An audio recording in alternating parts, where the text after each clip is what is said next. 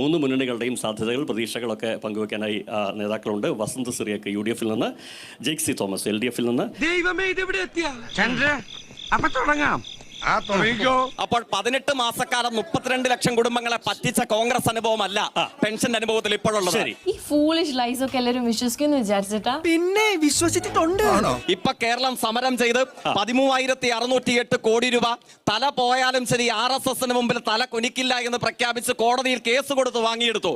എന്താ വിശ്വാസമാവണില്ലേ? നിങ്ങൾ ആദ്യം ചെയ്ത് കാണിക്കുക, എന്നിട്ട് നമ്മൾ വിശ്വസിക്കാം. ഏപ്രിൽ മാസം 14 എത്തുമ്പോൾ 64 ലക്ഷം കുടുംബങ്ങളുടെ വീട്ടുമുറ്റത്ത് 4,800 രൂപ ക്യൂവിൽ നിൽക്കാതെ വീട്ടുമുറ്റത്ത് എത്തിച്ചു കൊടുത്ത അനുഭവമാണ്.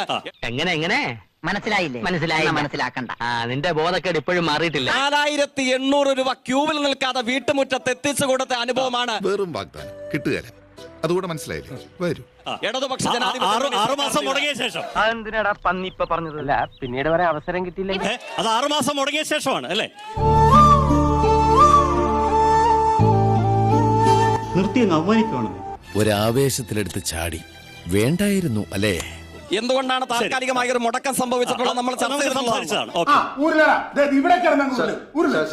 അദ്ദേഹം പുതുപ്പള്ളിയിൽ മത്സരിച്ചപ്പോൾ കള്ളങ്ങൾ മാത്രം പറഞ്ഞ് അവിടുത്തെ ജനങ്ങളെ കബളിപ്പിക്കാൻ നോക്കി. ജയിക്ക് എന്ത് കള്ളം പറഞ്ഞു? അവിടെ പറഞ്ഞ മുഴുവൻ കള്ളങ്ങളല്ലേ? ആര് പറഞ്ഞു? എപ്പ പറഞ്ഞു? ഞാൻ പറഞ്ഞിട്ടില്ല. ഒരെണ്ണം പറയൂ. അവിടെ വികസനം ഇല്ല എന്ന് പറഞ്ഞു. ദൈവമേ, മൂർഖനെയാണല്ലോ ചവിട്ടിയത്. ആ വികസനം ഇല്ല. അദ്ദേഹത്തിന്റെ വാർഡിൽ പോലും അദ്ദേഹത്തിന് വോട്ട് കിട്ടിയില്ല. പക്ഷെ പറ്റിക്കാൻ വേണ്ടിയിട്ടാണെങ്കിലും ആരോട് ഇങ്ങനെയൊന്നും പറയണം സാർ. നീ വിഷമിക്കാൻ. എനിക്കെന്ത് വിഷമം? എനിക്കൊരു വിഷമമില്ല. കണ്ണീര് തുടച്ചിട്ട് കുറച്ചുകൂടി വിശ്വസിക്കാൻ തോന്നുന്നല്ലേ? അല്ല, കള്ളത്തരം മാത്രം പറഞ്ഞ് അദ്ദേഹത്തിന് പുതുപ്പള്ളിക്കാര് ഉപേക്ഷിച്ചു, കയ്യൊഴിച്ചു. ഇനി വിഷമിച്ചിട്ട് കാര്യമില്ല, വരാനുള്ളത് വഴി തങ്ങില്ല. ഇതങ്ങനെയല്ലല്ലോ. വരാതെ പോയതിനെ ഫ്ലിപ്കാർട്ടിലൂടെ ഓർഡർ ചെയ്ത് വരുത്തിയതല്ലേ?